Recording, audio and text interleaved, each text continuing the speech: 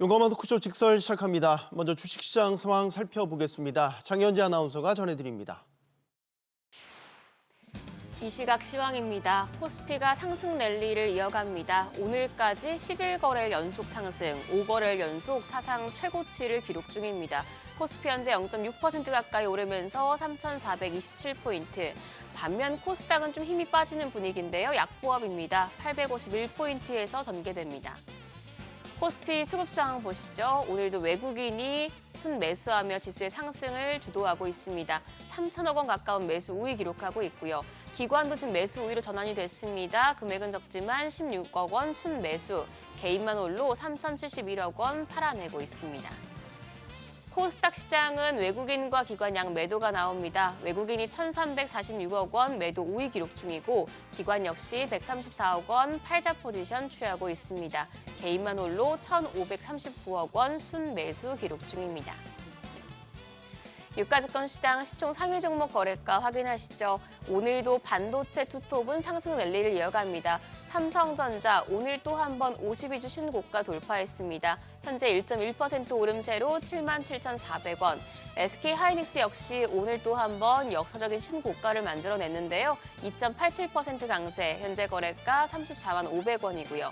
LG에너지솔루션이 0.42% 강세, 삼성 바이오로직스는 0.48% 내림세 보여주고 있고 한화 에어로스페이스가 2.3% 상승합니다. 현재 거래가 100만 9천 원으로 집계되고 있습니다. 6위부터 10위도 보시죠. 삼성전자 우선주가 0.5% 가까운 오름세, 반면 KB금융은 1.1% 하락합니다. 거래가 11만 8,200원이고요. HD 현대중공업이 1.3% 강세로 50만 5천 원, 현대차도 0.2% 오름세 보여주고 있고 기아는 1% 하락합니다. 거래가 10만 600원, 10만 500원으로 집계되고 있습니다. 코스닥 시총 상위 종목 거래가 확인하시죠. 오늘 2차전지 대표주 흐름이 좋습니다. 시총 1위 알테오젠 보합인 가운데 2위 에코프로비엠이 0.54% 강세, 거래가 12만 1,650원이고요. 펩트론이 1.64% 조정 이어가는 가운데 또 시총 4위 에코프로는 1%가량 상승합니다. 거래가 4만 9,950원, 파마리서치는 보합입니다. 6위부터 10위도 보겠습니다. 레인보우 로보틱스가 오늘은 3%대 조정받고 있습니다. 29만 원에 거래되고요. 리가켄바이오가 2% 약세로 15만 400원, ABL바이오가 3.36% 약세, 거래가 10만 700원입니다. 반면 HLB가 0.65%, 삼천당제약이 0.7% 오름세 기록하고 있습니다. 오늘 웹툰주가 상승하고 있습니다. 디즈니가 네이버 웹툰의 모회사인 웹툰 엔터테인먼트와 새로운 플랫폼을 협력해 개발한다는 소식에 웹툰주 주목받고 있는데요. 미스터블루가 22.6% 시세 분출합니다. 거래가 1,995원이고요. 와이랩이 11.4% 오름세로 5,660원, 탑코미디어도 10% 넘는 오름세 기록하고 있습니다. 이어서 유리기판 관련주입니다. 반도체주 상승 랠리 속에 오늘은 AI 반도체 관련 기술인 유리기판 테마도 부각되고 있습니다.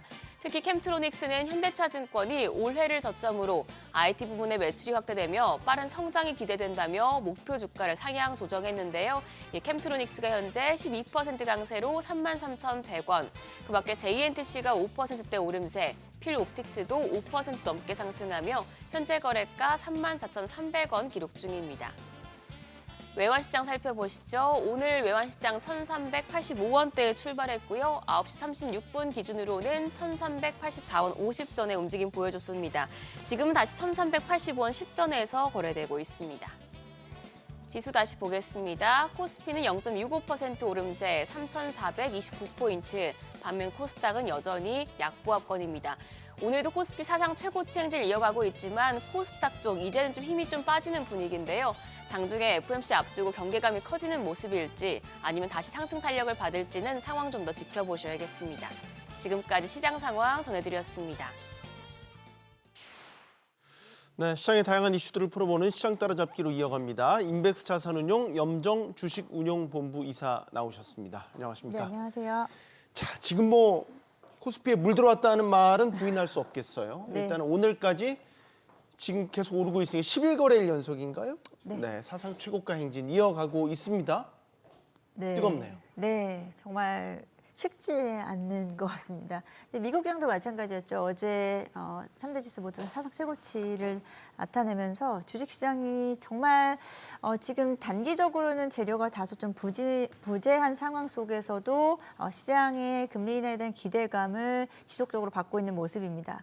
우리 시장도 오늘 특히나 삼성전자, SK하이닉스, 반도체 투톱의 최근 영향세로 인해서 코스피 지수는 다시 한번 0.69% 상승, 지금 3,400선 훌쩍 넘어선 모습이고요. 상대적으로는 코스닥 쪽은 어제부터 외국인들 다시 매도세로 전환을 하면서 오늘 약세 흐름 좀 보이고 있습니다. 최근 코스피 선호 현상 그리고 대형주 강세장이 이어지면서 상대적으로 중소형 섹터, 중소형 종목들은 상대적으로 좀 소외받고 있는 분위기라 여기서 지수가 뭐 계속 좋긴 합니다만 또 여기서의 또 상대적인 또 박탈감은 또 큰 장세가 아닌가라고 생각이 드네요. 네, 자 일단 코스닥은 소폭 약세, 그리고 코스피는 계속해서 강세 이어가고 있는 상황입니다. 자, 정부가 또 이 국민성장펀드를 확대하고 증시 부양 의지를 다시금 밝히면서 섹터별로 보면 은행주라든지 증권주가 지금 강세를 보이고 있습니다.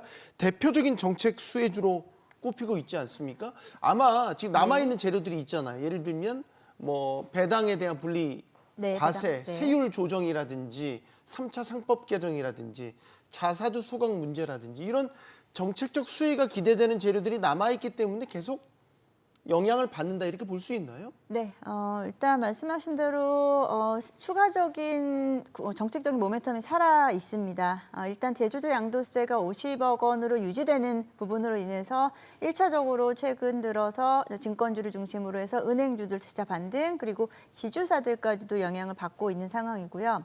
여기에 그 배당세에 대한 분리과세가 세율에 대한 부분도 좀 조정이 될 가능성도 또 있고 세제 개편안 등으로 인해서 연말까지 이제 어떤 배당 정책에 대한 부분이 영향을 받을 수 있는 종목들 중심으로 업종 중심으로 추가적인 상승이 나타나고 있습니다. 지난 시간에 증권주를 이야기할 때 전고점 6월 전고점이었었죠. 1차적인 시장에서의 정책적인 모멘텀을 받았었던 게 6월 달이었는데요. 6월 고점을 뚫고 갈 수 있을지에 대한 여부가 중요하다라고 말씀드렸는데요. 미래에셋증권이라든지 주요 이제 금융주들, 증권주들을 중심으로는 지금 전고점을 바로 앞두고 있는 상황이고요. 그리고 은행주들도 중심으로는 다시 한번 기관들 매수세가 좀 들어오면서 최근에 수급 흐름이 좀 달라지고 있습니다만 은행주들도 안정적인 배당 정책에 대한 수혜 기대감이 있고요. 또 이번 주 들어서는 지주사들이 재차 반등이 강하게 나타났습니다. 지주사들 역시 자사주 소각 의무화에 대한 부분이 부각될 경우 저평가된 지주사들 중심으로는 다시 한번 또 추가적인 상승 기대감이 커지고 있는 어찌 보면 지금 시장에서 앞서 말씀드린 대로 큰 재료들은 좀 부재하지만 대내적인 정책적인 모멘텀 있는 종목들은 다시 한번 6월 이후 3개월 만에 재차 지금 전고점을 돌파하려는 움직임 보이고 있습니다. 네. 자, 반도체주를 짚어봐야 되는데 연일 강세예요. 특히 예. 반도체 투톱은 계속 달리네요. 지금 삼성전자, SK하이닉스 오늘도 하이닉스 같은 경우 장 초반에 약세였는데 어느새 뒤집어 엎었네요. 3%대 초강세 네. 보이고 있습니다. 이거 언제까지 계속 반도체주가 지금 미국발 기술주 훈풍인 거는 알겠는데 이 굉장히 제대로 한번 바람을 타니까 정말 네, 무섭죠? 이러면 이제 삼성전자도 8만 원대 다시 재점령에 대한 기대감도 상당히 커지겠어요. 네, 정말 SK하이닉스와 삼성전자의 상승세가 연일 이어지다 보니 이 부분이 고스란히 지금 지수에 코스피 지수에 반영이 되고 있는 상황이죠. 그렇죠. 워낙 시가총액이 예, 두 두 종목의 그 코스피에서 차지하는 시가총액 비율이 거의 25%에 육박하기 때문에 여기서 두 종목만 움직이더라도 코스피 지수는 플러스 계속해서 상승 추세를 이어가고 있다라고 좀 볼 수 있고요. 최근에 코스피가 상승하던 날에도 시총 상위 종목들의 대사 종목들은 그러니까 한 20위권 내 종목들은 하락하는 종목들도 꽤 있었습니다. 그럼에도 불구하고 지수는 강하게 나타난다라는 부분 두 종목의 영향이 정말 상당히 큰 영향을 미치고 있는데요.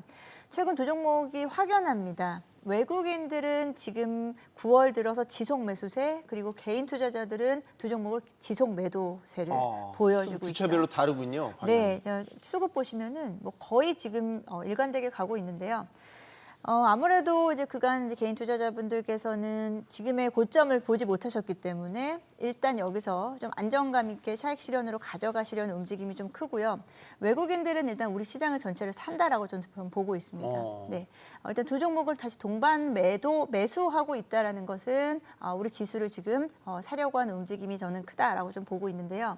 최근 미국의 기술주들 물론 지수 상상 최고치 같습니다만 엔비디아 같은 경우에는 추가적인 상승이 살짝 좀 제한된 모습을 나타내고 있는데 상반되게 네. SK하이닉스는 요즘에 최근 들어서는 상승세가 조금 더 가파라졌다라고 좀 볼 수 있겠습니다. 좀 이례적인 저는 상황이다라고 좀 생각하고 있고요.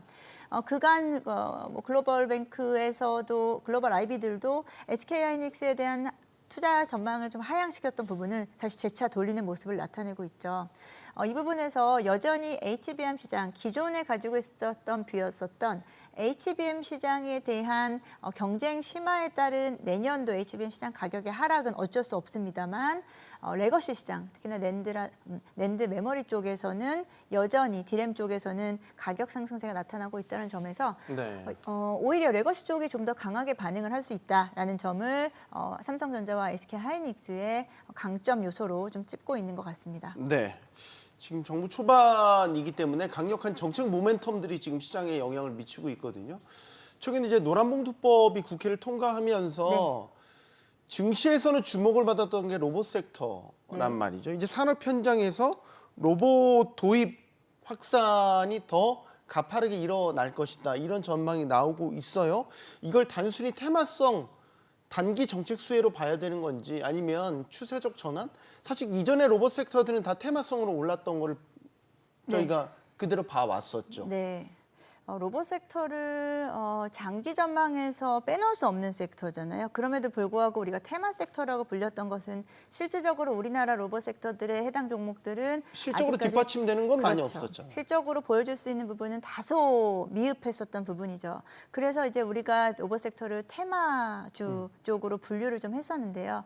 최근 들어 노란봉투법 이후에 로봇 섹터가 연일 강세를 나타내면서 조금 이제 등락을 반복하긴 합니다만 최근 들어서는 저점을 계속 높여가고 있는 상황이다라고 말씀드릴 수 있겠고요.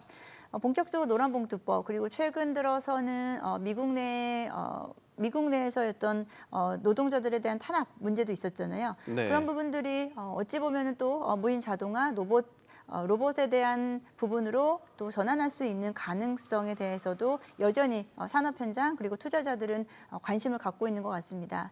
하지만 어떤 추세적으로 연속성을 꾸준히 나타내는 부분은 좀 다소 없기 때문에 여전히 로봇 섹터를 접근하실 때는 조금은 좀 숏텀으로 트레이딩 관점에서 대응하시는 부분들이 많다라고 보고 있어요. 그래서 종목들을 보게 되면은 아무래도 주도 종목들은 있겠지만 계속해서 새로운 종목들이 등락을 반복하면서 그때그때 주도주가 좀 바뀌어 나가는 모습. 전형적인 섹터가 아직은 좀 안정이 좀 덜 됐다라고 좀 볼 수 있겠습니다.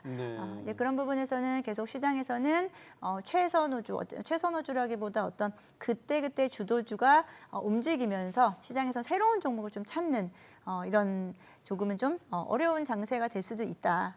오히려 이럴 때는 저는 기존에 가장 주목해야 된다고 말씀을 드렸던 부분은 로봇 섹터에서는 이제 휴머노이드라든지 그리고 액추에이터 관련된 종목들 중심으로는 시총 상위 종목들은 여전히 저는 중장기적 관점에서는 긍정적이라고 보기 때문에 너무 작은 종목들에 대한 등락을 즐기신다기보다는 저는 롱텀으로 좀 가져가시는 것도 좋은 전략이다라고 생각합니다. 네. 지금 한미 간 무역 협상이 최종 타결이 지어지지 못하고 있다는 거 잘 알고 계실 거예요. 팽팽한 줄다리기 협상이 이어지고 있단 말이죠. 그러면서 지금 기존에 이제 합의됐던 내용들, 이로 인한 수혜 섹터들이 또 지금 된서를 맡고 있어요. 대표적으로 조선주도 그렇고 일단 자동차도 마찬가지. 일단 조선주부터 짚어보죠. 마스카 프로젝트가 여기에 걸려 있었는데 일단 타결이 안 되니까 마스카 프로젝트에 대한 불투명한 한 미래도 지금 계속 부각되는 것 같아요. 네, 지금 이제 관세 협상이 타결된 것으로 우리는 생각되어졌지만 했지만, 네. 실질적으로는 합의가 안 아직 됐죠. 합의와 서명화되지 않고 있다는 부분에서 최근 이러한 노이즈들이 사실 시장에서 있었습니다만 크게 우려는 하지 않는 듯이 시장은 잘 가고 있거든요.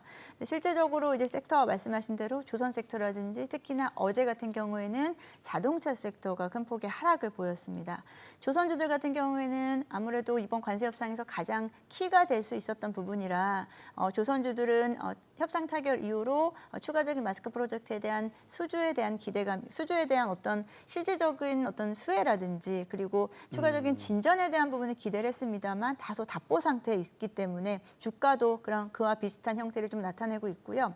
또 여기에는 저는 이제 개인적으로 생각하기에는 조선사의 어떤 대표적인 종목인 HD 현대중공업, 한국조선해양, 현대미포 네. 쪽의 움직임이 좀 둔하잖아요. 이 부분은 한국조선 합병 이슈. 이슈로 인해서 일정 부분 공개 매수가가 공개 매수가가 어느 정도 공개된 상황에서 추가적인 상승이 좀 덜 나타날 수밖에 없는 구간입니다. 그러다 보니 대형주들이 움직이지 못하고 있는 상황 속에서 기자재 종목들이 조선 기자재 종목들이 한 차례 변동을 좀 보였습니다만 뭐 말씀하신 어떤 관세 문제라든지 이런 부분들과 함께 지금 다소 좀 소강 상태에 있는 국면이다라고 생각이 듭니다. 네, 자동차주는 아주 직격탄을 맞은 네. 게 직접적으로 일본과의 관세 네. 비교가 되고 있잖아요. 미국 시장에서 어쨌든 경쟁하는 게 일본이랑 유럽산인데 네. 일본은 이제 오늘부터 15% 관세 적용을 이제 받게 되죠. 네. 우리는 이제 25%. 그럼 10%포인트만큼 가격 경쟁력이 약화된다. 예.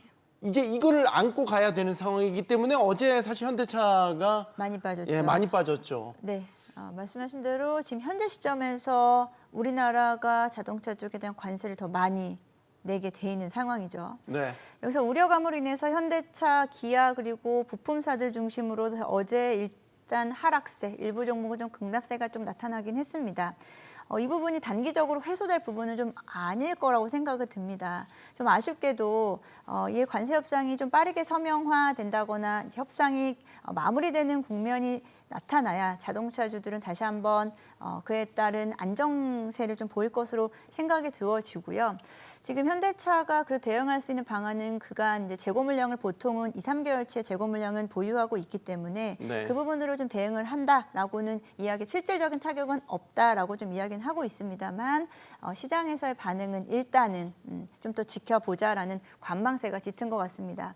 현대차와 기아 보다 사실은 더 타격이 깊은 것은 이제 부품주들인 것 같습니다. 네. 자동차 부품주들 특히나 이제 협력사들 중심으로는 사실 지금 단기적으로 대응할 수 있는 영역이 다소 적기 때문에 부품주들은 지금 단기적으로 저는 좀 피해가는 게 맞다라고 좀 생각하고 있고요. 현대차라든지 그간 현대 모비스, 현대 글로비스 그리고 현대 오토에버 이제 계열사들 중심으로는 여전히 저는 하방은 지지할 것이다라고 좀 보고 있고요. 현대차는 지금 이번 주에 CEO 인베스터 데이를 미국에서 개최를 합니다. 네. 여기서 뭐 어떤 관세적인 이야기는 나올 것 같지는 않고요. 앞으로의 신사업이라든지 신규 모멘텀이 부각되는 자리일 것이다라고 생각을 하는데 그 부분이 이런 관세에 대한 우려감을 누르고 재차 반등이 나갈 수 있을지에 대한 부분이 또 관전 포인트다라고 생각이 듭니다. 네. 자, 이제 미국으로 가보죠. 미국은 이번 주에 큰 빅 이벤트, FOMC라는 빅 이벤트를 앞두고 있습니다. 일단 간밤 상황부터 정리를 해보죠. 간밤이 꽤 다 3대 지수 많이 올랐어요. 나스닥 1% 가까이 올랐어요. 맞습니다. 미국도 지금 어쨌든 다우를 제외하고 나스닥과 S&P는 뭐 상당히 예. 랠리를 보이고 있습니다. 호재가 만발하는 것 같아요. 진짜 강한 것 같습니다. 네. 미국장도 최근 들어서 계속 뭐 자고 일어나면 최고가 경신했다라고 이야기가 나오고 있죠. 네. 네, 일단 시총 상위 종목들 흐름을 보면은 IT, AI 반도체 쪽에서는 약간 좀 엇갈린 방향이 좀 나타나고 있는데 말씀드렸듯이 엔비디아는 이에 대한 상승폭이 살짝 좀 둔화된 모습이다라고 좀 볼 수 있겠고요. 반도체 쪽에서는 최근에 마이크론 같은 종목들이 좀 분위기가 좋았고 그리고 이제 알파벳, 구글 쪽에서의 어제 4%대 강세 나타났습니다. 알파벳이 또 간밤에는 네. 빅테크 중에 네 번째죠. 네. 네 번째로 시총 3조 달러 네. 돌파하는 또 신기원을 냈고 그리고 지금 아마 미국 투자자분들께서 가장 관심도 테슬라가 될 것이다라고 생각합니다. 테슬라가 또 이제 부활의 날개지. 정말 미국 하고 있어요. 시장은 정말 당황스러울 강하다. 정도로 갑자기 맞습니다. 저도 당황스러울 뜬금없이 부활의 정도로. 날개짓을 갑자기. 네, 이제 어제 이제 410달러를 돌파를 했고요. 어제 이제 프리마켓에서 420달러를 돌파를 하면서 어제 뭐 일론 머스크가 자사주를 1.4조 규모의 자사주를 이제 매입한다라는 이야기가 나오면서 최근에 상승세를 좀 더 부추기는 것 같습니다. 장 마감까지 크게 빠지지 않고 일단 마감을 했는데 정말 한쪽에서 쉬어가니 다른 한쪽에서 또다시 이렇게 어떻게 보면 예상치 못하게 또다시 이제 상승세가 나타나면서 미국장은 여전히 이제 강하다라는 모습은 보여주고 있습니다. FOMC를 앞두고 있죠. 우리 시간으로 이제 목요일 새벽이고요. 미국장에서는 이제 목요일 이제 반영이 되는 거겠죠. 일각에서는 지난주부터 해서 FOMC를 전후로 해서 일단 단기적인 차익 실현 매물이 충분히 나올 수 있기 때문에 변동성이 크게 나타날 수 있다라고 하방으로 변동성이 나타날 수 있다라고 전망을 했습니다만 네. 이에 대한 부분은 지금 이제 이 거래일 남겨두고 있거든요. 미국 시장 기준으로. 근데 여전히 견조한 모습을 보여주고 있다는 것은 일단 이번 금리 인하에 대한 기대감을 다 흡수하고 나서 그 다음에 시장에서 반영을 후반영을 하지 않을까라고 저는 생각이 듭니다. 일단 그때까지는 지금 보유하고 있는 물량들은 일단 좀 더 가져가는 게 맞지 않을까라고 생각이 드네요. 트럼프 대통령은 뭐 기다렸다는 듯이 네. 빅커테라 50bp 한꺼번에 내려라 이런 식으로 이제 연준을 압박하고 있단 말이죠. 예. 더더욱이 최근에 이제 고용도 많이 악화됐고 예. 몇 차례 확인됐고 물가도 생각보다 높지 않았어요. 네. 그러면 금리를 내릴 환경은 만들어졌는데 그냥 단순히 25bp 내리는 걸로 이제 만족하지 않는다. 네. 빅컷해야 된다. 이런 목소리가 강해지고 있단 말이죠. 네, 일단은 뭐 트럼프 대통령은 뭐 연초부터 계속 금리 인하에 대한 압박을 주었기 때문에 이제 정말 이제 어떻게 보면 거의 한 9개월 만에 이제 금리 인하가 이제 처음으로 단행될 것인데 여기서 0.25%냐 0.5%냐에 대한 부분이겠죠. 현재까지 이제 0.25% 인하 가능성은 96.2% 정도 네. 반영이 되고 있고요. 그리고 0.5% 에 대한 금리 인하 가능성은 상대적으로 좀 더 낮기는 합니다만 시장에서는 0.5%를 좀 기대하고 있고 연말까지 약 총 합쳐서 0.75% 금리 인하 확률은 74%까지 보고 있습니다. 그래서 이번에 이제 금리 인하 폭도 사실 좀 중요한 부분인데 금리 인하에 대한 부분에서 앞서 말씀드렸듯이 시장에서 우려감은 분명히 있었어요. 이 금리 인하가 지금 하는 시점에서 이게 인슈런스 컷이냐 아니 리센셔 컷이냐가 될 부분을 어떻게 해석할 수 있냐인데요. 금리 인하가 실제로 경기 침체에 따른 어쩔 수 없는 금리 인하다라고 하면은 0.5bp, 0.5%에 대한 부분이 부담스러울 수 있겠고요. 인슈런스 컷, 보험성 금리 인하다라고 하면은 오히려 시장은 안도감을 가질 수 있습니다. 그런데 시장은 이 부분 어떻게 반응할지는 사실은 아직까지는 모르겠어요. 이게 사실 시장에서는 금리 인하에 대한 기대감이 일단 한껏 반영이 된 상태에서 오히려 제가 말씀드렸듯이 그 후에 후행적인 부분이 조금 더 강하게 나타나지 않을까라고 생각하면서 저도 조심스럽게 지금 시장을 좀 관망하고 있는 상황입니다. 선반영된 측면이 있다라는 분석도 있잖아요. 금리 네. 인하에 대한 기대감이. 그러면 25bp든 50bp든 일단 FOMC 회의 결과가 나오고 나오면, 나서는 네. 소위 말해서 세럼 같은 현상도 나타날 것 같고 이후에 다시 한번 네. 추가적인 재료로 시장의 방향성을 타진할 것 같은데 그래서 더더욱이 어떤 인하를 하느냐가 중요한 거 아닌가요? 네, 그래서 말씀드렸듯이 인하 폭도 중요하겠고요. 앞으로 인하 어떻게 할 건지를 어떤 그렇죠. 메시지를 내는 것도 파월의 네. 입에서 어떻게 나올까 이것도 중요한 거 아니에요? 점도표도 나오잖아요 또. 네, 그래서 그때까지 일단 시장은 즐기고 있는 지금 상황이 아닌가라고 생각합니다. 일단 오늘 뭐 사실 오늘장 모르고 내일장 모르겠습니다만 일단 지금까지의 상승폭을 봤을 때는 FOMC를 일단 거치고 가겠다라고 넘기고 가겠다라고 하는 심리가 조금 더 강하지 않나라고 좀 판단이 됩니다. 알겠습니다. 자 일단 카르페 디엠이군요. 오늘을 즐겨라. 네, 그 얘기가 지금 시장에 내일까지 즐길 수 있네요. 그러면 내일 모레부터는 이제 즐기기에는 조금 긴장되고. 네, 맞습니다. 네, 여기서 마무리하겠습니다. 인백스 자산운용 염정 주식운용본부 이사와 함께했습니다. 고맙습니다. 네, 감사합니다.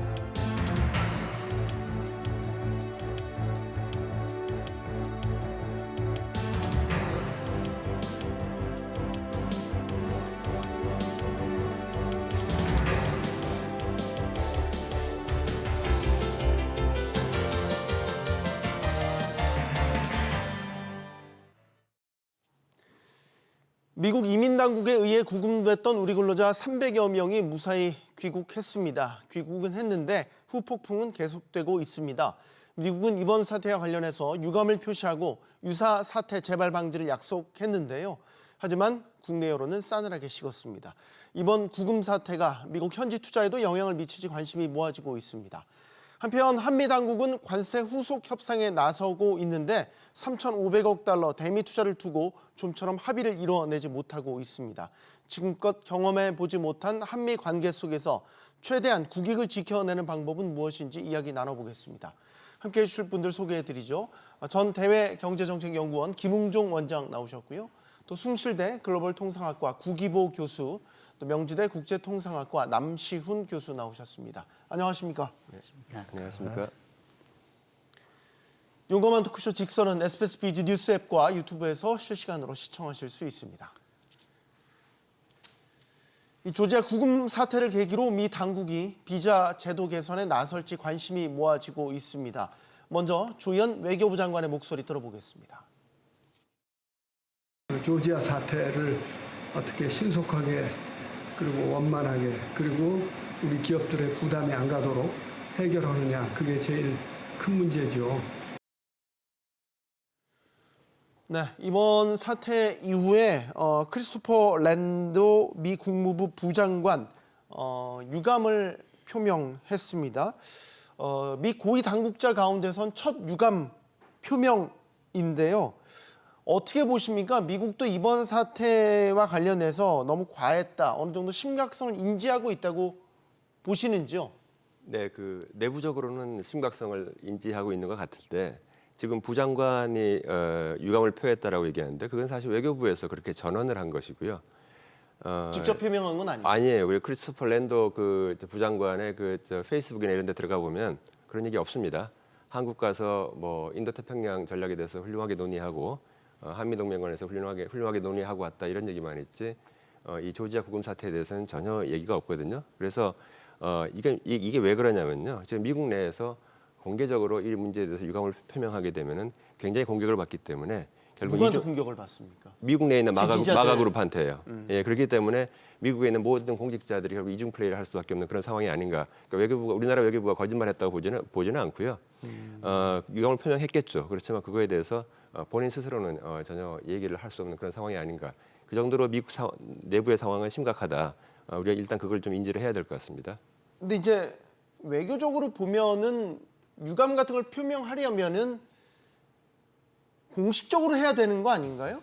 이게 대외적으로 공식적으로 직접 유감을 표명해야 되는 이런 게 이제 외교 관례상 일종의 절차 같은 게 아닌가 싶습니다, 교수님. 예, 그러한 절차가 그건 맞는데 그러면서도 지금 미국 입장에서는 정치적이잖아요, 모든 게. 그렇기 때문에 자기 지지층이라든가 정치 지지층의 믿음 이런 걸 쉽게 배신할 수가 없는 거죠.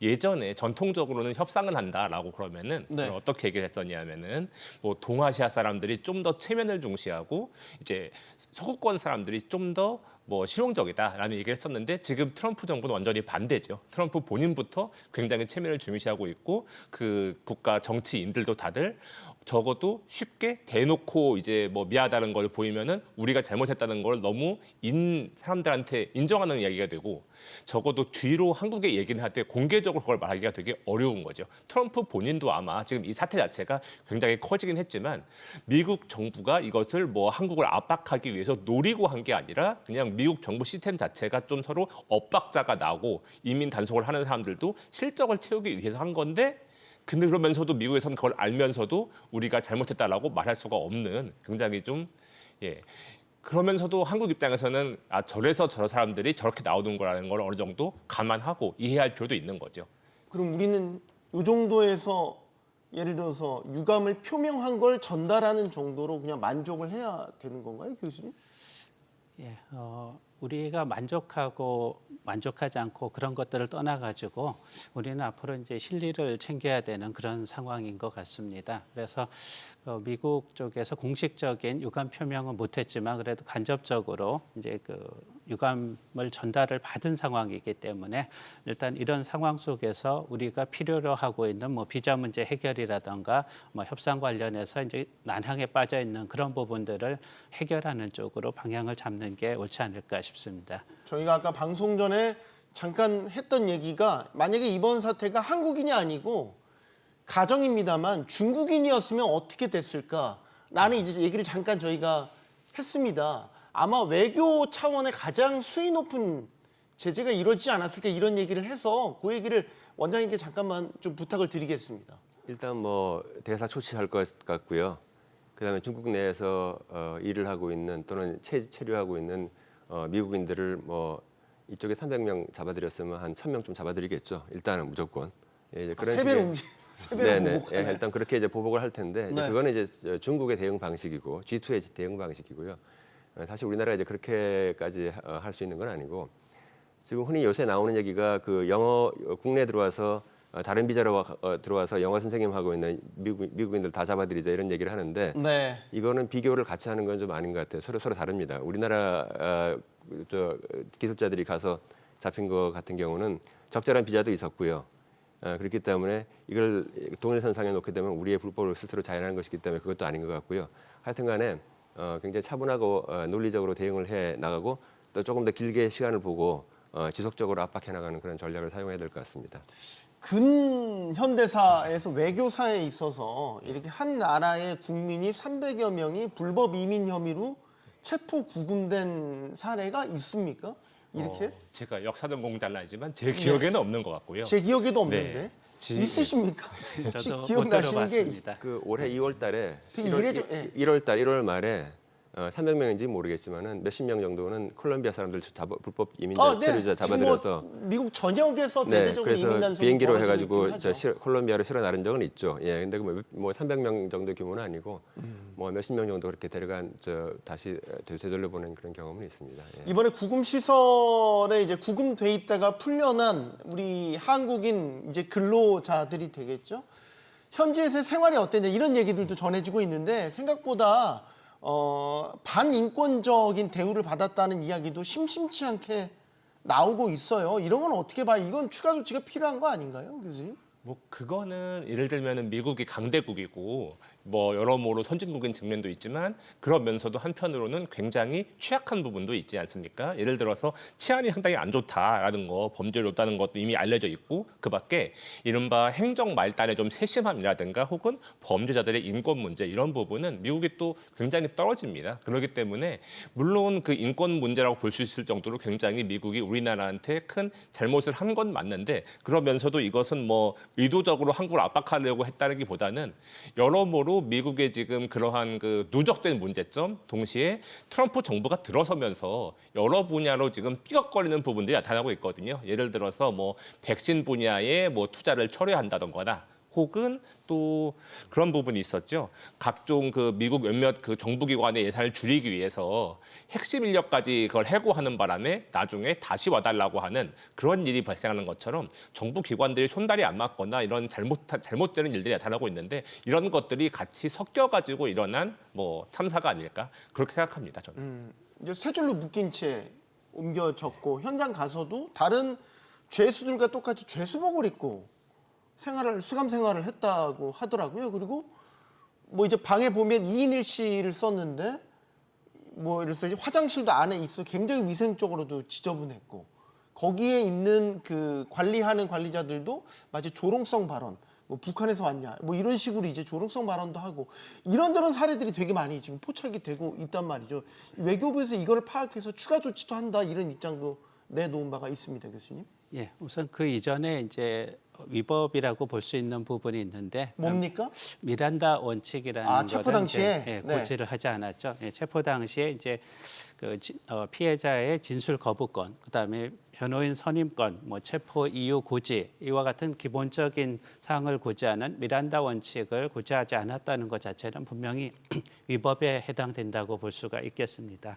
다만 이제 구금 시설과 관련해 가지고 이게 과연 그 한국인들 그리고 이제 같이 구금된 사람들에만 적용된 사례인가 아니면은 이제 미국 시민권을 가진 사람들도 동일하게 이제 이런 곳에 이제 구금이 되는가 이런 부분들을 좀 살펴볼 필요는 있을 것 같습니다. 다만 이제 그런 부분들을 살펴본다고 하더라도 절대적인 위생 수준이 지나치게 열악하여서 일반적인 인권 그 침해 정도에 해당된다라고 볼 수 있는 부분은 틀림없이 있겠습니다. 네. 외교부가 미진했던 부분을 파악 후에 조치하겠다고 했는데 어떤 조치를 할 수 있는 거죠? 뭐 예를 들면 이민 당국에 대해 공식 항의 서한을 보낸다라거나 그들의 유감 표명을 받아낸다라거나 재발 방지를 약속받는다거나 뭐 이런 식의 조치인가요? 일단 그 잘 정리를 해가지고요. 갖고 있는 게 굉장히 중요하고요. 정리해서 갖고 있다는 걸 분명히 알려야 되고 그다음에 그걸 가지고 이제 만나는 자리에서 얘기를 해야 되죠. 그래서 계속 이제 압박할 수 있는 그런 수단으로 계속 활용을 해야 된다. 이제 일단 그거는 그거고요. 최소한 유감 표명 정도는 얘기를 들어야 될 것 같아요. 지금. 그리고 이게 지금 317명, 한국 사람 317명 또 그 자리에서 475명 뭐 이렇게 얘기 나오고 있는데 네. 예, 그분들에 대해서 아주 꼼꼼하게 어떠한 상황이었고 어떠한 비자 스테이터스였는지 비자 자격이었는지 그걸 면밀하게 조사하는 조사 보고서가 일단 작성이 돼야 된다고 봅니다. 네. 자, 이번 구금 사태로 현대차와 LG에너지솔루션 합작 그 공장 조지아 공장은 준공 일정이 지금 연기가 됐습니다. 지금 전망으로는 최소 석 달 정도 연기가 된다라고 그러더라고요. 지금 이제 조지아 공장이 타겟이 됐지만 미국 내에 우리 한국 기업들이 투자하고 합작하는 공장들이 꽤 많지 않습니까? 그렇죠. 그리고 이번 사태로 사실 다 직원들 일부는 다 철수하고 현지 맞습니다. 이제 공장 진행에 차질이 있다고 해요. 그럼 이제 이 피해는 이제 우리 기업들이 또 오롯이 안게 되는 건가요? 그 피해를 우리 기업들이 많고 우리 기업들이 안고 있는 부분도 있는데 한편으로는 미국 입장에서도 이렇게 그 투자가 지연되면은 굉장히 큰 피해를 받거든요.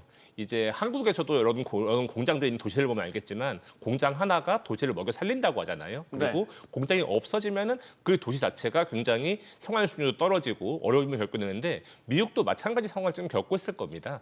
그 뉴스를 보면은 지금 실제로 구금된 그곳은 노동자들이 많이 철수하다 보니까 사람들도 뭐 많이 줄어들어서 약간 유령시 같은 부분이 있다. 그런 보도도 나오고 있고요. 조지아 공장 말씀이시죠? 네, 맞습니다. 예. 다른 공장도 이제 마찬가지로 그 노동자들에 대한 그 비자 문제 때문에 좀 더 살펴보게 되고 좀 더 그러면 일부는 철수할 수도 있고 더 나아가 한국 입장에서도 노동자들한테 이런 걸 안내하고 이제 데려와야 되잖아요. 그거를 한국 기업들이 강제로 미국으로 보낼 수 없는 거잖아요. 그렇기 때문에 이런 부분에서 일단은 뭐 쉽게 그게 지정되지 않을 거고 2-3개월 최소 2-3개월이지 더 늦어질 수도 있고 그런 상황을 생각하게 되고요. 이 문제는 뭐 한국 기업 입장에서도 말씀드린 것처럼 손해이긴 하지만 미국 입장에서도 굉장히 큰 비용이기 때문에 이 문제에 대해서 이제 미국 쪽에서 먼저 어떻게 이거를 풀 수 있을지 좀 더 이제 대안을 내놓고 한국도 그거를 또 요구를 하고 그래야 되겠죠. 이런 상황이 우려가 되니까 트럼프 대통령도 유화적인 제스처를 메시지를 낸 바가 있는데 이게 이제 한국 기업들도 미국에 투자해서 공장 짓는 게 많이 있지만 이게 한국 기업들뿐만이겠습니까? 뭐 일본이라든지 유럽 기업들도 엄청 와서 투자하라고 뭐 반강제로 떠밀고 해서 짓고 있는데 다 비슷한 지금 고민들을 하고 있을 거 아닙니까? 그럼 이건 진짜 미국에 직접적으로 고용이라든지 투자에 있어 차질이 빚어지는 거 아닌가라는 생각이 드는데. 예, 그렇습니다. 지금 말씀하신 대로 이번 조지아 사태는 이제 한국 기업에 대한 그 부정적인 영향 외에도 미국에 투자를 하려고 하는 이제 일본 기업이라던가 EU 기업들조차도 이제 망설이게 될 수밖에 없는 그런 상황이라고 볼 수가 있을 것 같습니다. 구체적으로 이제 현대차 LG엔솔 관련해 가지고는 이 공사 기간이 이제 3개월 지연되면서 그만큼의 이제 금융 비용이 발생을 하게 되고요. 그다음에 이제 완공이 늦어지게 되면 이제 생산 차질이 나타날 수가 있고, 그다음에 이제 납품해야 되는 그 주문량이 있을 경우 이제 납품 차질이 생기는 그런 문제들이 있을 것 같습니다. 근데 이런 부분들을 이제 미국이 보상해 줄 것이냐, 그건 또 사실 기대하기는 쉽지가 않습니다. 네. 네. 특히 이제 미국 쪽에서는 이제 이 비자 단속은 이제 국토안보부 쪽에서 이렇게 하게 되는데 네. 그쪽에서는 이제 이스타라든가 이제 비환 비자를 가지고 할 수 없는 일들을 했다 이런 주장을 하고 있고 불법적이라고 보고 있기 때문에 사실 불법적인 행동에 대해서 손실이 발생했다고 보상을 해줄 것으로 보이지는 않습니다. 그래도 소송해봐야 되는 거 아닙니까? 예, 소송의 실익이 얼마나 있느냐 뭐 그런 부분들은 따져봐야 될 것 같은데 사실 생산 차질이라든가 이런 부분들은 다른 그 공장에서 생산을 좀 확대하면서 채우는 것이 필요할 것 같고 앞으로 이제 안정적인 비자를 받을 수 있도록 노력을 하는 것이 더 필요하지 않을까 싶습니다. 미국은 뭐 소위 소송 천국의 나라라고 하는데 일부 패소하더라도 이렇게 소송을 해서 힘들게 해야 이게 다음에 비슷한 일이 또 화들짝 놀라서 하지 않을 것 같다라는 생각도 들고 어떤 전략인지는 이제 앞으로 더 지켜봐야 되겠지만 이번 사태를 촉발한 게 이제 비자 문제입니다. 비자 이야기를 해볼게요. 비자 제도를 전반적으로 개선하겠다라는 의사도 나타냈습니다. 이게 어느 정도 실효성이 있다고 보십니까? 이번 기회에 비자 문제는 좀 해결이 필요합니다. 사실 이거 해묵은 문제입니다. 이 비자 문제는 한 20년 동안 우리나라가 계속 미국한테 요구를 해왔고요. FTA에서 2003년, 2004년에 칠레와 싱가포르에게 미국이 H-1B 비자 중에서 H-1B는 이제 사실 추첨을 하기 때문에 불안정하기 때문에 H-1B1 해서 하나 더 해서 구체적인 거를 갖다 줬습니다. FTA에서 네. FTA 안에 들어가 있어요. 근데 그렇게 하고 났더니 미국이 생각하기에 이건 조금 FTA 안에 넣는 건 좀 문제다 해가지고 바로 그 뒤에 협상이 타결된 호주와의 그 FTA에서는 네. 그걸 갖다 뺐습니다. FTA에서 논의하지 말자. 그러나 패러럴하게 평행하게 같이 협의를 하자 그래서 결국 2005년에 별도의 그 입법을 통해 가지고 E3 비자라 E 비자를 줬어요. 이 A, B, C, D, E. 호주는 결과적으로 쿼터가 확대된 거네요. 호주가 받은 E 비자가 가장 좋은 겁니다. 가장 좋은 거예요. 가장 그게 투자 그 비자입니다. 그래서 가장 안정적인 비자를 받아냈고요. 그래서 1,500개를 받아냈는데 매년 그 1,500개를 채우지도 못하고 있어요. 지금 현재. 그만큼. 근데 어쨌든 그렇게 받아냈습니다. 그래서 우리나라 입장에서 가장 좋은 것은 E 비자를 별도로 받아내는 게 제일 좋은데 미국이 이거에 대해서는 강한 거부감을 갖고 있고요. 분명한 건 뭐냐면 그 이스타라든가 지금 현재 나오고 있는 B1을 어떻게 좀 약간 유연하게 해가지고 적용 범위를 넓혀가지고 어떻게 좀 하자. 이런 방식으로 아마 미국은 접근할 것 같은데 우리나라 입장에서는 그건 굉장히 불안정합니다. 왜냐하면 B1을 가지고 그냥 이렇게 바꿔버리면요. 그러면 언제든지 그건 다시 되돌릴 수가 있는 것이기 때문에 그거보다는 이제 다른 방식, 예를 들어서 H1B2라든가 뭐 이런 식으로 해서 새로운 거 또는 E4를 만든다든가 네. 이러한 방식으로 해서 20년 동안 해묵은 바로 이 전문제 비자 쿼터 문제를 네. 이번 기회에 해결을 하는 것이 좋지 않을까. 그걸 우리 한국 정부의 기본 방침으로 정해야 된다고 저는 생각합니다. 그러니까 H-1B 전문직 비자 같은 경우는 한국만을 위한 쿼터는 지금 없는 거죠. 그렇습니다. 그냥 신청하면 신청한 나라들 대상으로 추첨식으로 이제 해서 나눠주는 이런 형식인 거죠. 근데 이제 우리가 전문직 근로자들이 가서 마음 놓고 예를 들어서 일을 하고 근로를 하려면 이런 전문직 비자 쿼터를 별도로 받는 게 필요하긴 하겠네요.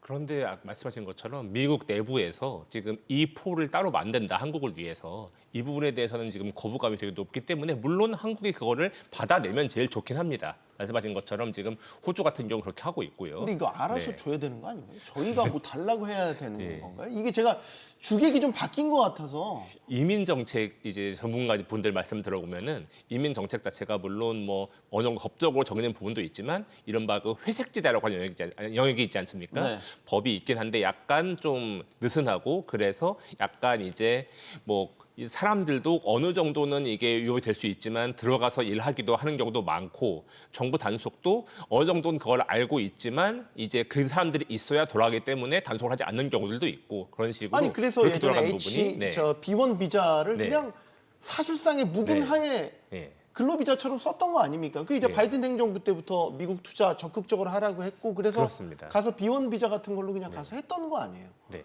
근데 이제 이걸 갑자기 정권 바뀌었다가 안 된다 그러면 또 정권 바뀌면 또 달라지는 건가요?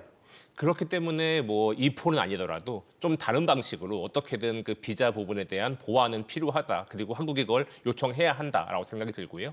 예를 들면은 뭐 그 투자 금액이 많은 나라에 대해서 좀 더 그 투자 금액 대비 좀 더 많은 비자를 부재 뭐 제공해주는 방식이라든가 혹은 그 에이펙 쪽에서 에이펙 멤버들이 비즈니스 여행 카드를 추가로 발급받는 방법도 어느 정도 모색할 수 있고 그런 식으로 뭐 이포가 제일 좋긴 하지만 좀 다양한 대안들을 두고 계속 이제 협상을 해야 될 것 같고요.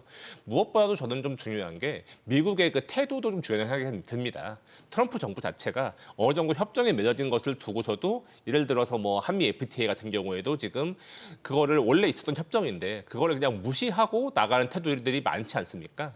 이런 부분에 대해서 계속 좀 더 정부 차원에서 노력을 하고 좀 더 미국 정부 차원에서 좀 더 신뢰를 쌓기 위해서 노력을 해야 되는데 지금 그렇지가 않다 보니까 계속 문제가 좀 어려워지는 것이 참 안타깝다는 생각이 듭니다. 저는 계속 의문이 드는 게 이게 바뀐 거 아니에요? 투자하라고 적극적으로 예를 들어서 문호를 열었으면은 해달라고 부탁 요청을 했으면 비자 문제는 그냥 알아서 해결해 줘야 되는 거 아닙니까?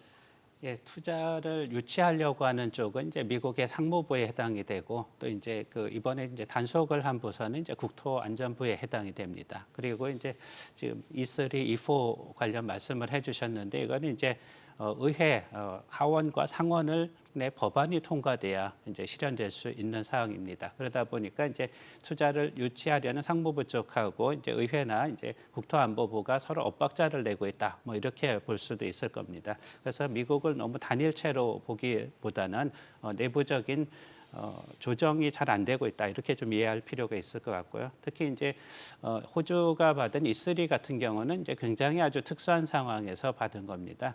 당시 이제 그 9.11 테러가 벌어졌고 이 당시 부시 대통령이 이제 호주로부터 군사적인 협력을 얻어내는 과정 속에서 의회에 강하게 푸시를 하고 특수하게 이제 통과가 된 것이죠. 우리 같은 경우도 이제 E4를 통과시키기 위해서 이제 한국계 이제 미 하원 의원이 이제 영김 의원을 통해 가지고 이제 법안을 발의를 한 적이 있습니다만 위원회조차도 통과를 하지 못하고 있기 때문에 그리고 올해 상황은 이제 법안 발의조차도 힘든 상황입니다. 그래서 E4로 가는 거는 현실적으로 좀 쉽지가 않은 상황이고요. 그다음에 이제 H1B 같은 경우에는 이제 우리나라가 쿼터가 없기 때문에 문제가 되는데. 지금 이제 그 일본이라든가 이제 이런 나라들도 우리랑 같은 상황이기 때문에 서로 이제 협력을 해가지고 미국에 이제 대규모 투자를 하는 경우에는 이제 H1B 쿼터를 좀 안정적으로 확보를 하는 거 이런 게 현실적으로 좀 수월하지 않겠느냐 그렇게 생각해 봅니다. 이게 부처 간 충돌이 발생할 수 있는 건가 봐요? 우리나라는 이제 예를 국무회의 같은 게 있으면은 부처 간의 의견 같은 걸 조정하지 않습니까? 그런 거 조정하라고 대통령이 있는 겁니다. 그런 거 그러니까요. 조정하라고 백악관이 있는 거고요. 그런 거 조정하라고 국회 상원이 있고 하원이 있는 거예요. 거기 그 위원회가 다 있고요. 그리고 스피커들이 다 있는 겁니다. 그러니까 이거는 뭐 트럼프 정부의 실패라고 볼 수가 있고요. 행정의 실패라고 볼 수 있기 때문에 이거는 이런 부분에서 분명히 짚고 넘어가는 게 필요하다. 왜 이렇게 정부가 워킹하지 않습니까? 이렇게 제대로 굴러가지 않습니까라고 네. 그렇게 얘기를 할 수 있는 그런 상황입니다. 그 하나 궁금한 게 이게 그 비자 쿼터 확대 같은 거 의회에서 다 네. 통과가 돼야 되는 거죠. 그러면 만약에 의회가 협조 안 하면 지금 이제 예를 들어서 미국 국무부나 뭐 백악관 차원에서 비자 제도 개선하겠다. 이것도 사실 의회 협조가 없으면 공연불이 되는 지금 이포 같은 거네요. 경우에는 그럼 의회 분위기도 되게 중요하네요. 근데 이제 상하원 다 공화당이 지금 다수당이잖아요. 네. 그럼 이제 사실 반이민 정책 그리고 이제 각 주 소속 주의 상황에 따라서 이건 또 의견이 달라질 수 있겠네요. 그런 부분도 있긴 한데, 근데 일단은 그냥 이제 그 국가 간의 FTA 같은 협정과 그리고 그 합의와 이게 수준이 다르잖아요. 그런 것처럼 이포 같은 경우처럼 이제 국회를 통과해야 하는 경우는 좀 더 부담감이 있고 좀 더 쉽지 않은 거고, 반면 다른 대안 같은 경우에는 그래도 조금 더 가능성이 높다라는 식으로 그 어느 정도 그 무게감이 다르다라고 볼 수 있겠습니다. 네. 말씀하신 것처럼 아예 뭐라고 할까요? 공화당 자체가 대통령과 엇박자를 낸다든가까지는 생각하기는 쉽지 않지만 그래도 무게감이 적고 무게감이 있고 이런 것에 좀 그 상황은 좀 다를 수밖에 없겠죠. 트럼프 대통령은 이번 사태와 관련해서 대미 투자 의혹을 꺾고 싶지 않다. 그러면서 이제 비자 제도를 개선하겠다라는 의지를 보이고 있기는 한데 실질적으로 이제 어떤 변화를 이끌어낼지는 사실 입법 사항이기 때문에 향후의 사태를 좀 지켜봐야 될 것 같고 아까 교수님께서는 아마 사실상 올해 안에 새로운 입법은 힘들지 않을까? 지금 여러 회기 일정이나 이런 것들을 보면 말이죠. 현실과 이상이 좀 따로 논다라는 생각이 듭니다. 최근에 조현 외교부 장관이 마코 루비오 미 국무장관과 회동을 했습니다. 물론 이번 구금 사태와 관련해서 이야기를 했지만 나중에 나온 루비오 장관의 그 이야기는 구금 사태에 대한 언급은 없고요. 무역과 방위비를 논의했다고만 했어요. 이것도 좀 이상해요, 사실.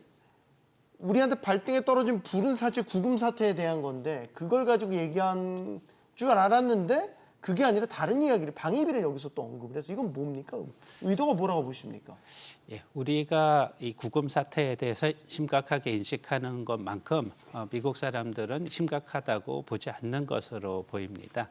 물론 이제 유감 표명을 비공식적으로 했고 또 트럼프 대통령이 원론적인 발언은 했습니다만 한국인들이 느끼는 그런 정도의 심각성을 느끼고 있지는 않다라고 보여지고요. 그리고 이제 미국 입장에서 필요한 것이 무엇인가 그거를 이 기회에 전달하겠다. 오로지 여기에 이제 관심이 있다라고 보여집니다. 그렇기 때문에 이제 이 구금 사태 관련된 것보다는 이제 방위비 쪽으로 이제 얘기를 꺼낸 것으로 이해됩니다. 네. 근데 지금 상황이 보면 무역 협상도 아직 타결이 안 지어졌는데 지금 또 이제 방위비 얘기까지 꺼내고 나면 외교적으로 이제 우리 정부가 감당해야 될 부담감이 너무 커지는 거 아닙니까? 네, 부담감은 당연히 뭐 커지는 것이지만 우리는 일단은 이 비자 문제라든가 이거는 또 분리하고요. 이렇게 분리해서 사안별로 그 대응하는 것이 필요하고요. 특히 방위비 같은 문제는 이미 협정이 작년에 10월달에 이미 돼 있기 때문에 그냥 가만히 있으면은 이게 그대로 적용이 돼야 되는 그런 상황이기 때문에 가만 두겠습니까? 가만 안 두죠. 계속 논의를 해야 되니까 충분히 논의를 하면서 이거는 충분히 시간을 갖고 논의를 해야 되는 문제다. 이제 우리는 그렇게 보고 있고요. 그래서 사안별로 조금 정밀하게 좀 다르게 대응을 할 필요가 있다. 품목별 관세 품목별로 또 다르게 대응하고 뭐 이렇게 좀 여러 가지로 섬세하게 대응할 필요가 있다고 생각합니다. 결국 미국의 의도는 방위비를 올려라라는 얘기잖아요. 트럼프 대통령은 뭐 여러 번 얘기를 했었지만 근데 이제 바이든 행정부 때 우리는 2030년까지 사실 방위비 협상과 관련해서는 다 타결을 지어놨단 말이죠. 그러면 이제 정부에서 이 사인을 한 거니까 우린 버티면 되는 거 아닌가요? 그러니까 단순하지만? 미국에서 단순한 아무 생각이네요. 말도 안 하면은 그냥 그러니까 이렇게 그 장관이 뭐 이런 얘기를 했다는 정도가 아니라 미국에서 좀 더 공식적으로 적극적으로 요청을 할 수가 있어요. 안타깝지만 지금 말씀하신 것처럼 합의가 있는데도 또 뭐 그건 그거 바이든 때 한 거고 우리는 또 올려야 되겠다라고 공식적으로 들어올 수가 있는데 그러기 전까지는 그냥 가만히 있으면 되는 거죠. 예. 그러면 그렇게 이런 나오면 또 문제가 그게 그 문제가 나오면은 또 그것 때문에 같이 해야 되고 또 협상이 복잡해지겠지만 아직 그 문제가 뭐 잠재돼 있는 중요한 문제긴 하지만 수면 위로 확 올라온 건 아니기 때문에 그 전까지는 그냥 뭐 그 문제는 좀 약간 뒤에 밀어놓고 네. 지금 당장 급한 문제인 이제 통상비 문제 이 문제에 집중을 하면은 되지 않을까 싶습니다. 네, 뭐 외교적으로 전략적 침묵이라는 것도 분명히 있지 않겠습니까? 일단 구금 사태는 일단락은 됐습니다. 하지만 이 한미 관세 합의 후속 협상은 현재 난항을 겪고 있습니다. 미국의 압박이 상당히 거센 것으로 알려져 있죠. 이런 가운데 이재명 대통령은 이면 합의는 하지 않겠다고 강조했습니다. 이 대통령의 목소리 들어보겠습니다. 3,500억 불을 어떻게 할 거냐, 관세는 또 어떻게 할 거냐, 뭐 등등. 분명한 거는 저는 어떤 이면 합의도 하지 않는다. 네, 어떠한 이면 합의도 하지 않는다라는 의지를 드러냈습니다. 자, 이제 한미 관세 협상 최근 상황을 좀 짚어봐야 될 것 같습니다. 지금 분위기가 어떻다고 보십니까? 정확하게 어떻게 협상이 진행되고 있는 거죠? 예, 우리 협상을 보기 전에 이제 일본의 상황을 봐야 될 것 같습니다. 일본이 이제 투자 협정과 관련해서 일본 내에서도 이제 그 불만의 목소리가 노골적으로 터져 나오는 상황이 되고 있는데요.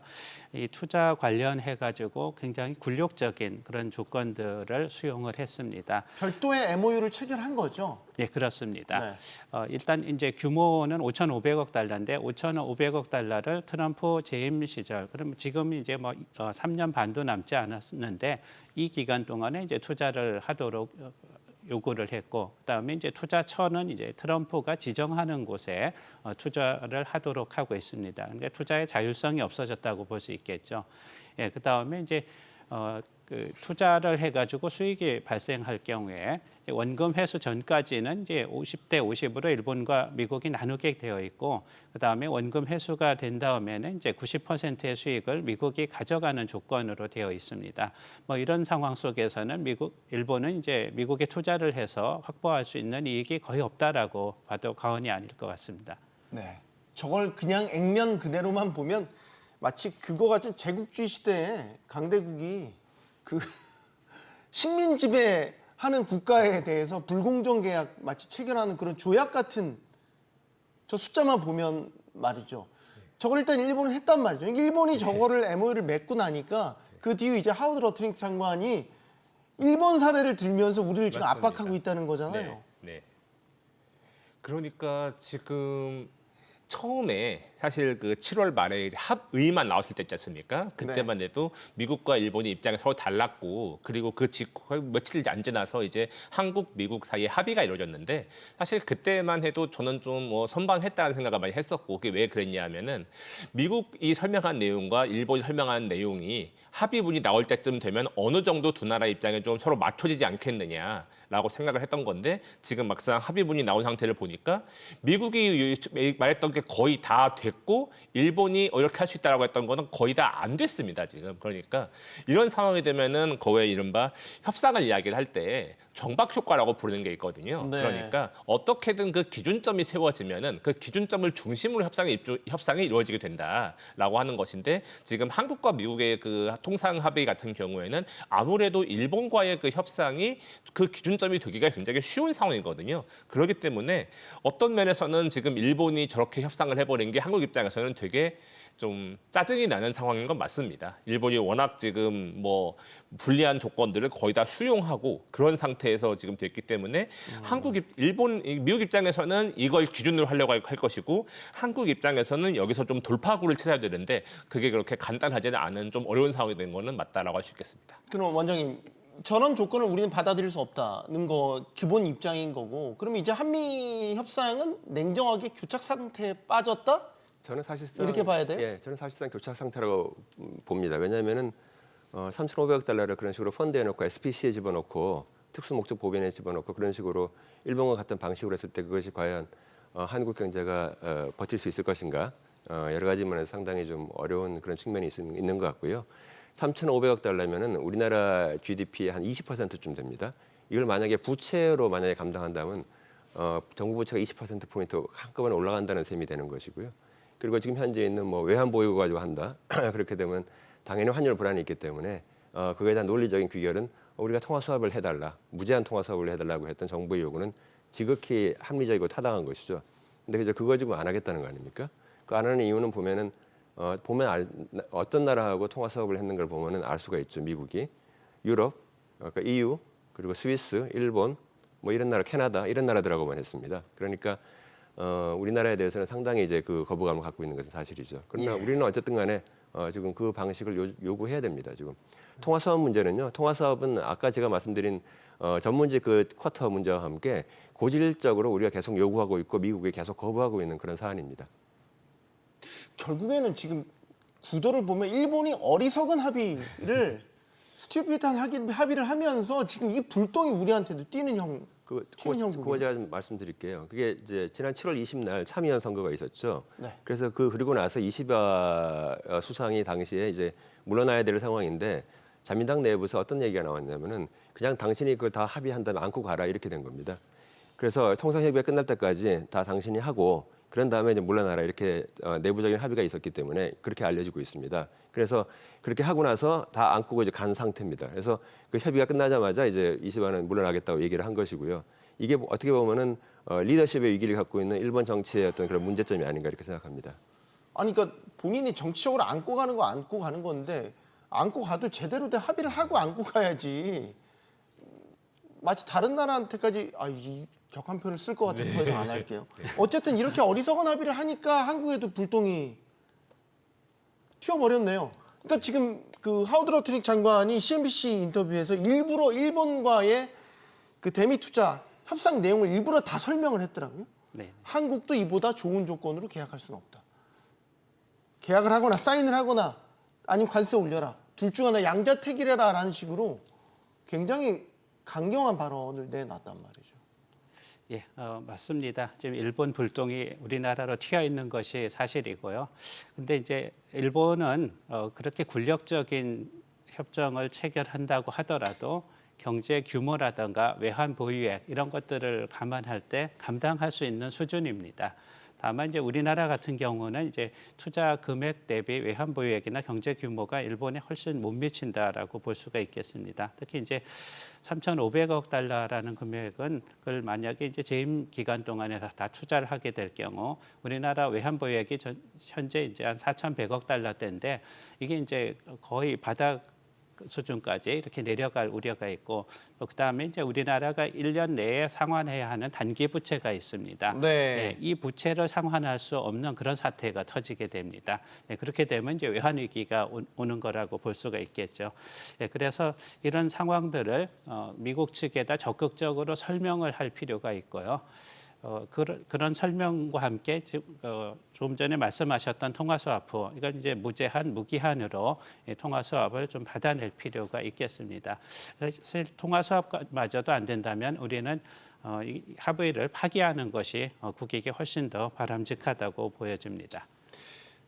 지금 들리는 얘기는 물론 공식적으로 이제 그 세부 협상 내용이 알려지지는 않았습니다. 하지만 3,500억 달러 전액을 사인을 하는 순간 45일 이내에 SPC 목적법인에 송금을 해야 된다. 미국의 요구가 있을 경우에는. 그 3,500억 달러를 달러로 바꿔서 우리나라 계좌에서 미국 계좌로 가야 된다는 얘기인 거고 거기에 대한 투자처는 미국 트럼프 대통령이 결정을 하고 이걸 회수할 때까지는 이익 배분은 50대 50이지만 다 회수하고 나면 미국이 90%, 한국이 10% 가져간다. 전형적으로 이거는 제주는 곰이 부리고 돈은 누가 가져간다고? 네. 이런 식의 계약이 상식적으로 납득이 되나요? 이런 선례가 있었나요? 그런데 지금 트럼프 정부가 하는 것 중에서 상식적으로 납득이 안 되는 것들이 많기 때문에 일본은 무슨 네. 생각으로 이런데 네. 사인을 한 거죠? 저도 아무리 이제, 우방국이지만 이건 상식적으로 납득이 안 가는 부분인 건데. 예. 저도 사실 그게 좀 제일 안타깝고 이해가 안 가는 부분이긴 한데 아까 말씀하신 것처럼 일본 정부의 그 특수한 사정, 상황 이런 것 때문에 일본이 그대로 이거를 서명까지 하게 된 것이 아닌가라고 생각이 들고요. 처음에 일본이 예를 들면 통상 합의를 했을 때는 일단 합의를 하면은 관세를 빠르게 낮출 수 있고 그 다음에 나는 투자 부분은 좀 더 협상하면서 맞춰 나가면 된다는 식으로 얘기를 했지만 실제로는 그렇게 안 됐거든요. 지금 합의문 보면은 그리고 미국도 합의문이 나오기 전까지는 관세를 낮춰주지 않았고 그렇기 때문에 일본은 그냥 뭔가 그 정치적인 특수한 상황 때문에 이거를 그냥 받아들인 것으로 보여지고 한국이 지금 당장 미국이 한국에 제시한 상황 보면은 더 좋지가 않습니다. 한국 입장에서는. 왜냐하면은 말씀하신 것처럼 경제 규모라든가 외환 보유고라든가 그리고 통화 스와프가 있냐 없냐 이런 부분들 모두에 있어서 한국이 더 불리한 상황이기 때문에 그렇고요. 그렇기 때문에 한국 입장에서 이 협상을 하면서 쉽진 않지만 좀 더 많은 것들을 요구해야 한다라는 생각이 들고요.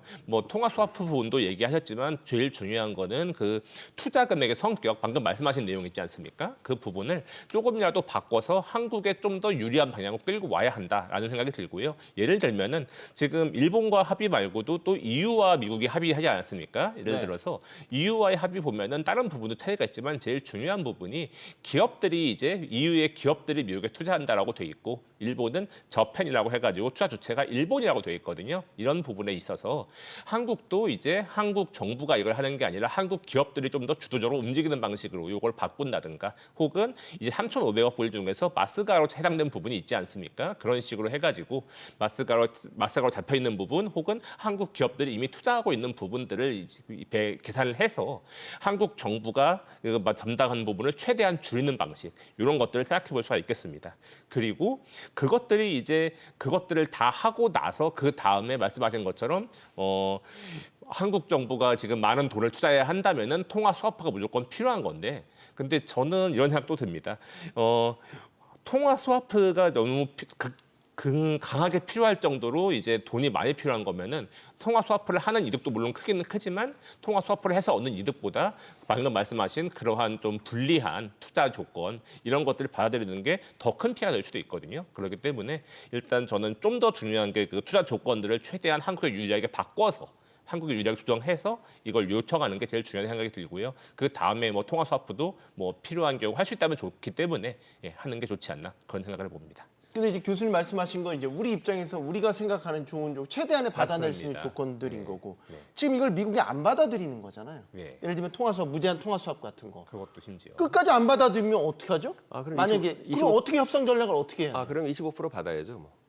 예, 그러면 투자 합의 못 하고요. 근데 그렇게까지 가야 되겠습니까? 그건 아니 그 불가피하면 그 지금 현재 3,500억 불을 미국이 요구하는 수준으로 그렇게 우리가 받을 수가 없기 때문에 러트릭 상무장관은 좀 계속 일본 얘기를 하고 있는데 우리는 이제 EU하고 대만의 경우도 생각을 해봐야 됩니다. 그러니까 EU 대만은 물론 협상이 다 끝나지는 않았습니다만 현재 20% 정도로 얘기가 되고 있고 지금 이런 방식의 투자는 지금 논의가 안 되고 있는 것으로 알고 있어요. 개별 기업이 투자하는 것이죠, TSMC가. 그래서 대만이나 유럽의 경우를 앞서 말씀하신 그 유럽의 경우 그런 형태를 다 반영을 해서 이러한 방식으로 해서 투자 협의가 진행이 되도록 해야 되고요. 그것이 정말 안 된다, 그냥 벽이다, 전혀 우리의 요구가 모든 것이 다 받아들여지지 않는다 그러면 그 불가피하죠. 뭐 어쩔 수 없습니다. 그거는. 이건 좀 의견을 듣고 싶어요. 최근에 미국 진보 성향의 싱크탱크 경제정책연구센터에서 물론 한 학자의 뭐 개인 의견일 수도 있는데 지금 화면에서 보시는 것처럼 이런 식이면 3,500억 달러를 내는 것 대신에 그 돈을 한국의 수출 기업을 지원하는 게 낫다. 아까 이 얘기는 아마 원장님 말씀이랑 대동소이한 것 같아요. 이럴 바에는 차라리 그냥 25% 관세 받고 3,500억 달러 한국 수출 기업들 지원하는 게 오히려 더 우리 입장에서는 국익에 부합하는 결정 아니냐 이런 생각도 할 수 있어요? 네, 그렇습니다. 적어도 이제 트럼프 재임 기간 동안에 이 투자를 모두 실행을 해야 된다라면은 이제 여러 파생되는 문제점들이 있기 때문에 감당할 수 없는 부분이라는 걸 말씀드렸었죠. 그리고 이제 투자 조건이라든가 이런 것들도 우리의 투자 실익이 거의 없는 상황이기 때문에 굳이 이거를 이제 할 필요가 있겠느냐 뭐 이런 부분들을 이제 검토할 필요가 있겠습니다. 근데 우리가 지금 미국이 제시한 부분을 받아들이냐 아니냐 이런 상태에서 계속 상황이 놓여 있는데 우리가 이제는 우리가 제시할 수 있는 협상 카드 그리고 버틸 수 있는 협상 카드 이런 것들을 좀 가지고 나갈 필요가 있다고 보여집니다. 일단 이제 우리가 이제 그 마스카 조선업 부흥을 이제 그 협상 카드로 제시를 하고 미국의 긍정적인 반응을 얻었는데 우리가 극단적으로 25% 관세를 감소하면서 투자를 멈추겠다라고 이렇게 할 경우에는 미국 역시 이제 조선업 부흥은 기대하기가 어렵고 그다음에 이제 해군 함정이 이제 제대로 건조나 보수가 안 될 경우 이제 안보에서도 상당히 치명적인 타격을 입게 됩니다. 그리고 이제 제2의 마스카라고 하고 있는 원전 분야가 있겠는데 현재 이제 미국의 이제 원전 발전 용량이 이제 한 100기가와트 정도 되는데 이거를 이제 400기가와트까지 끌어올리겠다라고 하고 있습니다. 그런데 미국은 원천 기술은 보유를 하고 있지만 시공 능력이라든가 뭐 기자재 공급 능력 이런 것들은 이제 형편없기 때문에 한국이 없으면 이걸 실행을 할 수 없는 상황입니다. 그렇기 때문에 이제 그 분야에 있어서도 한국을 절대로 필요로 하고 있는 상황인데 만약에 이제 투자가 정지가 된다면 이런 부분들이 올스톱 된다라고 볼 수가 있겠습니다. 그렇기 때문에 우리가 어느 정도 버티게 될 경우 미국 역시 이제 좀 더 완화된 투자 조건을 제시하지 않을까 그렇게 기대를 해봅니다. 교수님 보시기에도 지금 조건으로는 합의가 불가능하다. 한미 양국 다 서로. 그러면 아예 합의 자체를 깨자. 이런 극단적 선택도 염두에 두어야 된다고 보세요? 항상 저는 이제 강의의 선제가 협상 강의도 하고 하는데 네. 실제로 협상을 해보면은 제가 항상 많이 지는 편입니다. 약간 소심해서 제가 분명히 이게 협상을 깰 각오로 하면은 협상에서 많이 실제로 깨질 수도 있고요. 그렇기 때문에 피해를 보는 것도 꽤 많겠지만 지금 상황에서는 협상을 깨는 방안도 염두에 둘 필요는 있다라고 생각이 들고요. 그리고 저 딘 베이커라는 학자 글을 좀 봤는데 지금 요약은 저기 나온 것처럼 뭐 한국 정부 얘기했다라고 되어 있지만 어쨌거나 저 글 보면은 한국과 일본 모두 얘기하는 것이고 한국과 일본 모두 다 그거를 거부하는 게 낫다는 투였거든요. 그렇기 때문에 실제로는 사실 일본이 저거를 받아들인 상태에서 한국만 거부하게 되면은 한국이 받는 그 피해는 좀 더 커지긴 커지는 겁니다. 그런 것도 좀 가만히 돼야 할 것 같은데, 근데 그걸 감안하더라도 분명히 지금 미국이 요구한 조건을 모두 다 받아들이면은 굉장히 좀 피해가 커지는 부분이 맞고요. 어쨌거나 중요한 부분 몇몇 그 필요한 부분을 요청하는 건 필요한 게 맞습니다. 그렇기 때문에 그런 부분에서 정보 관계자들이 좀 잘 할 수 있을 것이라고 기대를 해보고, 한 가지 제가 좀 약간 안타깝고 좀 아쉬운 부분은 약간 좀 정치적인 부분인데요. 아까 맨 처음 다뤘던 그 노동자들 구금 문제도 그렇고, 지금 미국 정부가 한국에 요구하는 게 상당히 좀 불합리하고, 또 뭐 구금 같은 좀 우리 국민들이 피해를 본 상황도 발생했고 한 문제인데, 그것에 비해서 지금 한국 정치권 내지는 한국 시민들의 뭐랄까요, 그 분노라든가 이런 게 그렇게까지 달아오지 않은 느낌이거든요. 예를 들면은 한미 FTA를 할 당시에 한국 사람들의 반대도 꽤 심했었고요. 동시 또 한 가지는 2019년에 일본이 한국을 상대로 그 반도체 수출 규제를 했을 때도 그때 한국 사람들의 분노라든가 그 노재팬으로 대표되는 그 한국 사람들 사이에 퍼져진 그 반대가 굉장히 강했습니다. 이런 것들이 사실 정부 차원에서 아까 말씀하셨듯이 뭐 중국이라면은 우리나라에 있는 미국 사람들한테 뭐 이런 걸 했을 텐데라고 하셨었는데, 한국 정부 입장에서 그런 걸 하긴 좀 어렵습니다. 현실적으로 미국이 더 강국이기 때문에. 하지만 한국 사람들이 좀 더 분노를 하고 미국에 대해서 반감을 심하게 갖는다면은 그것을 토대로 좀 더 이제 협상해서 저 사람들이 저렇게 분노하는 거 봐라. 그러면은 우리가 저거를 너 미국이 원하는 대로 다 돌릴 수가 없다는 걸 미국에서 좀 더 이해하고 좀 더 받아들일 수 있는 여지가 조금 더 생기는 겁니다. 물론 이게 또 트럼프 정부는 약간 다르기 때문에 다른 미국 정부랑 이게 뭐 무조건 통한다라고 보장할 수 없지만 적어도 한국이 가지고 있을 수 있는 하나의 카드가 더 생기는 거라고 생각이 들거든요. 그런데 지금 뭐 정치권에서도 생각보다는 이 문제를 좀 더 다른 문제에 좀 더 이야기가 많이 되는 것 같고, 한국 사람들도 뭐 불만은 있지만 좀 분노는 별로 보이지 않고 있는 것 같아서 이 부분을 좀 더 어떻게 잘 활용할 수 있으면 좋을 것 같은데 그게 좀 안 되고 있어서 좀 약간 걱정이 된다라는 생각을 이야기를 덧붙여봅니다. 트럼프 대통령이 관세 정책을 막 본격적으로 언급하기 시작하면 사실 늘 내세워서 사례로 들었던 게 우리나라와 일본이잖아요. 이제 그런 거에 대한 분석은 사실 가장 최우방국이기도 하고, 안보적으로도 이제 다 얽혀 있고, 수출 구조나 경제 구조가 비슷하고, 이런 이유들 때문이었단 말이죠. 그러니까 이제 네. 협상을 만약 25% 관세를 그냥 다시 되돌리고 합의를 깬다는 것 자체가 그것만 놓고 볼 수 없는데 우리의 현실적인 문제도 있는 거 아닙니까? 안보라든지 전략적 관계라든지. 그 이제 만약에 그렇게 합의가 깨진다면 트럼프 입장에서는 그걸 25%로 만족하지 않겠죠. 추가적인 선물을 주겠죠. 뭐 더 보복 관세를 할 수 있겠죠. 2배 50%로 하겠다. 뭐 얼마든지 할 한국에 만한 대해서는. 사람 아닙니까? 인물 네네. 아닙니까? 이제 그렇게 할 것 같고요. 그래서 그런 것도 충분히 이제 감안을 해야 되는 상황이고요. 한국과 일본에 대해서 더 얻을 게 많기 때문에, 또 엮여 있는 게 많기 때문에 그렇기는 합니다만은 우리가 또 일본에 비해서 또 여러 가지 경제적인 취약점은 있습니다만 미국한테 줄 수 있는 카드도 또 있습니다. 조선 같은 경우 미국이 굉장히 지금 급박한 상황이거든요. 그래서 그런 부분을 결국 강하게 어필할 수밖에 없고요.